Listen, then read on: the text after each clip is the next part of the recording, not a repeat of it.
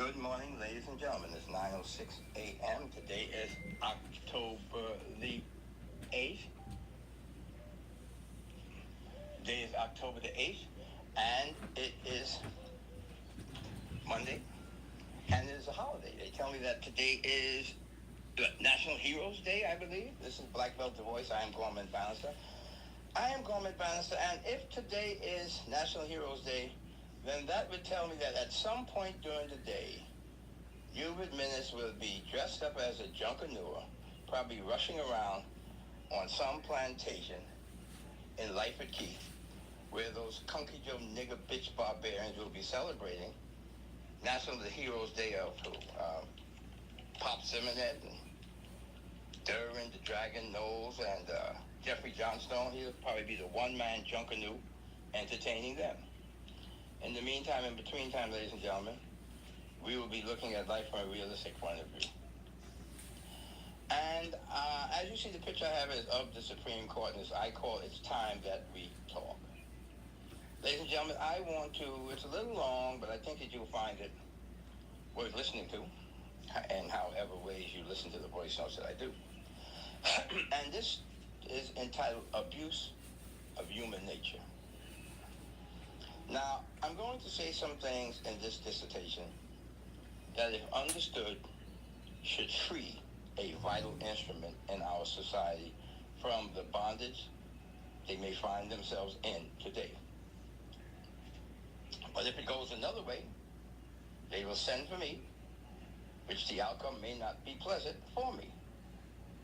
But it would, in effect, prove the very point I will state this instance. I would assume that in the Holy Bible there is a real reason why the book of Judges is placed before the book of prophets and kings.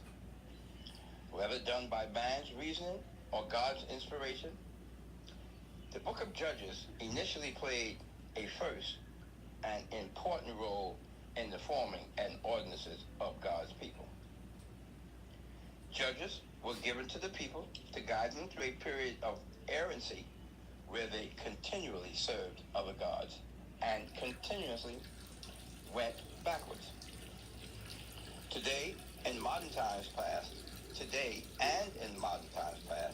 it's no secret that persons felt that justices do not dispense rulings that are truly fair, but are tailor-made to fit the laws on the books, along with who persons are. Of course, that view is weighed by the person who is a beneficiary of a ruling or the loser. That is human nature at work. But I see the abuse of human nature at work here. And what makes it so dangerous is that the nature being abused are the humans that sit on courts today. I put it to you, and that's all of you, that Hubert Minnis is tampering with the court system at the justice level of judgeships, with the dangling carrot to some subliminally and to others overtly of Chief Justice. I submit that Hubert Minnis's devious abuse of human nature started with the elevation of a most eminent adjudicator, Sir Hartman Longley, to the president of the Court of Appeals. Ladies and gentlemen, and he is eminently qualified to sit on any court. I'll take him with me anywhere around the world and tell the world, put him on your court. Ladies and gentlemen, part 2 coming up. Ladies and gentlemen, this is part 2 of a special report this morning. This is October the 8th, 2018. It's the 10th month, actually. It's Monday. It's a holiday. It's National Heroes Day. And so, ladies and gentlemen, and we're talking about what I think it's time that we do talk about, the courts. And I ended off by saying, I submit that Hubert Minnis's devious abuse of human nature started with the elevation of a most eminent adjudicator, Sir Hartman Longley, to the President of Appeals Court. This then created the vacancy of Chief Justice. Then the dangling carrot of this devious man, Minnis, began. Now, I'm not saying that Minnis made it known that the post was available to anyone who served his wishes the most. However, I'm also not saying that he didn't make it known either. A person with his limited righteous skills has to be adept at devious maneuvers to survive in his position. After all, ladies and gentlemen, he's not the brightest political bulb, but he works hard at any other bulb outshining him, and he does it by any means necessary. But my position will explain what, upon reflection, would have to be the most bizarre appointment of a Chief Justice, who died weeks later after being appointed. Not because God took Chief Justice Isaacs home, but because he was so eminently qualified, but languished as the stick holding the dangling carrot for so long as acting Chief Justice. Then, despite the clamoring by lawyers and the public as the choir of general dissent, at one point, Minnis even appointed an acting to sit in for the acting, while letting the country and the world know, through the utterances out of his slack mouth, that he will not be rushed by anyone to appoint a Chief Justice. Meanwhile, it's taking, at that point, delays in months at a time of 3 significant trials spearheaded by Minnis's anti-corruption gang. Amidst raising clamor and a rumor in the Punch, thus you know it was started by Minnis, that Carl Bethel was being touted to become Chief Justice, Minnis decided to name the long-term acting Chief Justice, Stephen Isaacs, as Chief Justice. Now, despite the fact that we live in a small nation, and Nassau being even smaller, barring that it would be responsible behavior to know the physical and mental health of each public servant, who can believe that Minnis didn't know the health status of Chief Justice Stephen Isaacs? This, I submit to you, was a move to silence the public and keep the other justices chasing the dangling carrot. For certainly, if no one else, they would have known the condition of their colleague, Chief Justice Stephen Isaacs. It was, and still is, an abuse of human nature to dangle the Chief Justice post at the justices. It is a way to speak to the justices of what he wants without actually speaking to them. But with a guy who's proven to not have a bridle on his mouth when he does open it, is it out of the realm of possibility that he does speak to the judges? We should nevertheless hope that if he does, that the justices dismiss him, though we know it's human nature for a professional to seek elevation to the highest position in their profession, especially without the possibility of being relieved of a position in that profession. Ladies and gentlemen, part 3 coming up.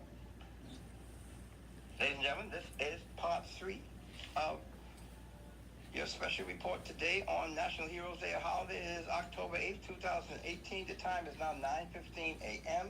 This is Black Belt The Voice. I am Gorman Bannister. And I think that it's time that we talk about the Supreme Court and its justices.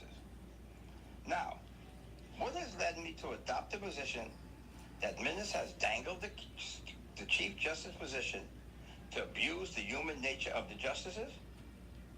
2 bizarre cases, one because it's glaring, and another because I know the basic makeup of the person, though people may change, but not that significantly. To me, it's glaringly flagrant that Belinda Wilson could have ignored an explicit order by Justice Ian Winder not to tamper with union money, and then do so. For over 1 year, she has been in contempt of court, and he can summarily sentence her, and he does nothing. The ignoring or disregarding of a court order not only brings the court into disgrace, but likewise the person who sits as the adjudicator. And while the union has publicly suspended Wilson for defying the court order, Justice Winder does nothing. Though everyone has to live someplace, Belinda Wilson and Hubert Minnis grew up on the same street. And he did end up changing the plans to make her first director and then assistant director of education. So it's either remain union leader or go back to teaching physical education. While for anyone else by now, it would have been jail. And in this other bizarre occurrence, it involves a person who I know. Now, there may be a number of things that can be said about Cheryl Grant Thompson, who I know as Cheryl Grant and then Cheryl Grant Bethel. Two things I would say is that she may have a clock whose batteries need changing a little too often, but what she is not is careless nor dumb. With me knowing that, it leaves me totally bewildered and kind of embarrassed to some extent, having considered her a friend, and how over 1 year ago it was made such a singular event for her to sentence Omar Archer for his vulgar contempt of her character. And she taking a weekend to devise a thoroughly unique sentence for Archer and then not send the accompanying documentation to make the sentence official. Now, today we know who Archer is to Minnis. I mean, Minnis has told us that himself. I'm not sure, though, that he has told us all, and to that I would advise you stay tuned. Now, this is bizarre by the standards of any justice, and even unfathomable for me, Gorman Bannister, when it comes to Cheryl Grant, the Cheryl Grant that I know. But human nature being what it is, and a dangling carrot leaves room for abuse. I place that squarely at the hands and feet of Hubert Minnis. I can't say if the justices knowingly succumb or play a role in what the perceived state of the justice system is. But I can say this: if you're smart, stay out of the courts. Minnis is roaming around like a wounded animal. Thank you, ladies and gentlemen. Have a nice day today.